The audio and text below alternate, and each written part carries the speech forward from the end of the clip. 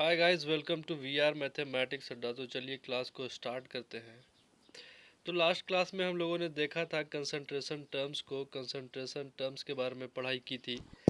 तो concentration terms में हम लोगों ने तीन कंसंट्रेशन टर्म्स को देख लिया था। पहला जो था वो था W by W. W by W का मतलब क्या था? वेट बाई वेट, मतलब wait of solute by wait of solution into 100। और सेकेंड कंसंट्रेशन टर्म जिस पे हम लोगों ने बात किया था वो था वॉल्यूम बाय वॉल्यूम, मतलब volume of solute by volume of solution into 100। और जो थर्ड कंसंट्रेशन टर्म पे हम लोगों ने बात किया था वह था weight by volume, W B by V S into 100। तो गाइज यहाँ तक हमारी बात हो चुकी थी। आपको मैंने एक ट्रिक दिया था कि इस चैप्टर में जो भी फार्मूला आएंगे तो सॉल्यूट ऊपर रहेगा और सॉल्यूशन नीचे रहेगा। तो चलिए आगे बढ़ते हैं। और आज हम बात करेंगे फोर्थ कंसंट्रेशन टर्म का जो है parts per million. Parts per million को हम डिफाइन करते हैं कि अमाउंट ऑफ सॉल्यूट डिसॉल्व पर million unit amount of solution. Guys, कभी कभी क्या होता है कि आप टेबल पे ग्लास में पानी रख के भूल जाते हैं और जब वापस आते हैं तो आप देखते हैं कि उस ग्लास में एक छोटा सा धूल का लेयर बना हुआ है, डस्ट का लेयर बना हुआ है। तो गाइस, अगर आपसे कोई ये सवाल पूछ दे कि कितना धूल है तो आप शायद नहीं बता पाए। क्यों? क्योंकि एक बड़े क्वांटिटी के सामने एक छोटे क्वांटिटी को हम कंपेयर नहीं कर सकते, और कंपेयर कर भी सकते हैं तो बहुत मुश्किल होता है। मतलब मिलियंस का एक पार्ट को हम पार्ट्स पर मिलियन के नाम से जानते हैं और इसे शॉर्ट में हम पीपीएम बोलते हैं। Parts per million is equal to W B, weight of solute by weight of solution into 10⁻6। 10% था तो 10⁻2 था गाइस, और मिलियन हो गया तो 10⁻6 हो जाएगा। सेम वे में weight volume of solute by volume of solution into 10⁻6। इसका यूनिट का अगर मैं बात करूं तो आप सिंपली पीपीएम भी लिख सकते हैं। पीपीएम इसका यूनिट होता है। एक न्यूमेरिकल लेते हैं और इसे और क्लियर करते हैं कि a sample of 2 kg air, guys 2 kg air है, contain 15 mg of SO2 gas.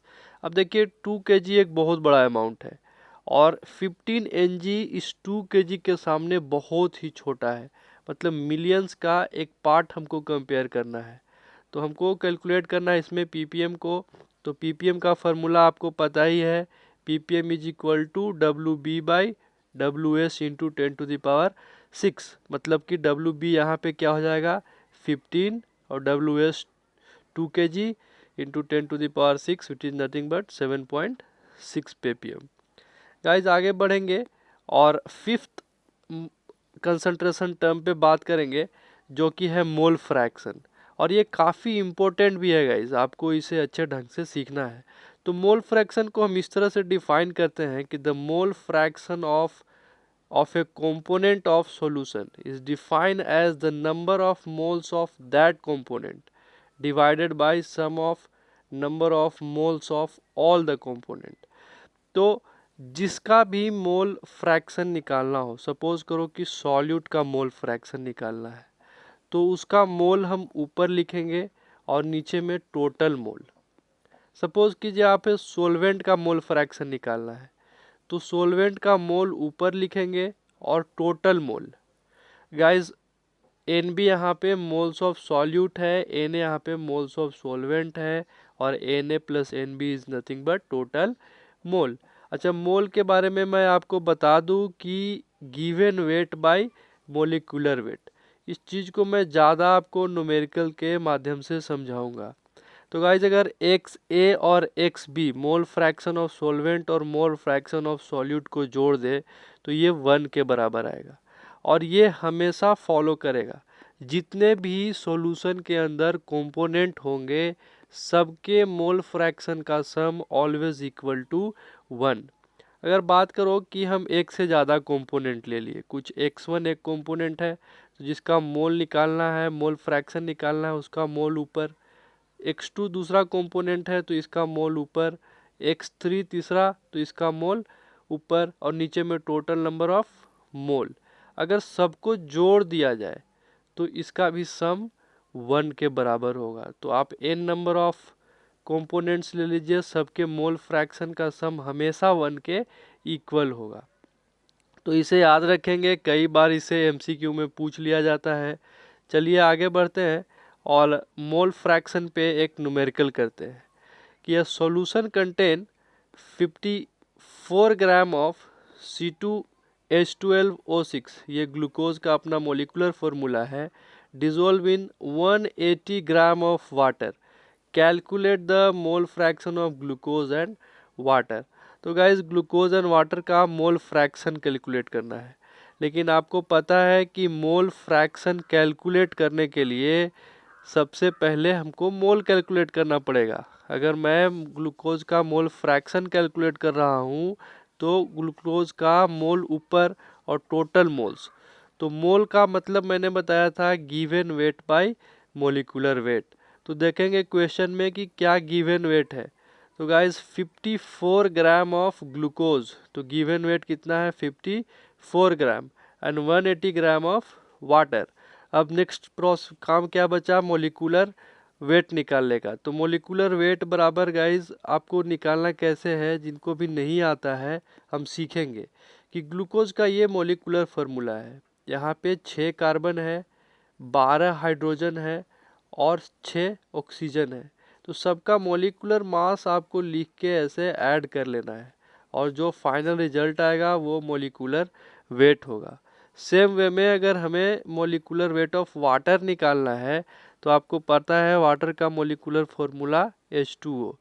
तो क्या करेंगे, H into 2 plus O into 1, और H का मोलिकुलर मास 1 इंटू 2 और ऑक्सीजन का 16 इंटू 1, तो ये कितना जाएगा 18। तो चलिए गाइस इसे पुट करते हैं। पुट करने पे क्या आएगा कि मोल fraction of mole of glucose इतना, मोल ऑफ वाटर इतना। अब सिंपली इसको आप सोल्व कीजिएगा तो ये 3/103 आ जाएगा। और आपको पता है कि जितने भी कंपोनेंट होते हैं सॉल्यूशन के अंदर उनका सब मोल फ्रैक्शन का ऑलवेज इक्वल टू 1, मतलब ग्लूकोज का मोल फ्रैक्शन को 1 से घटा ले तो मोल फ्रैक्शन ऑफ वाटर आ जाएगा, विच इज नथिंग बट 100/103।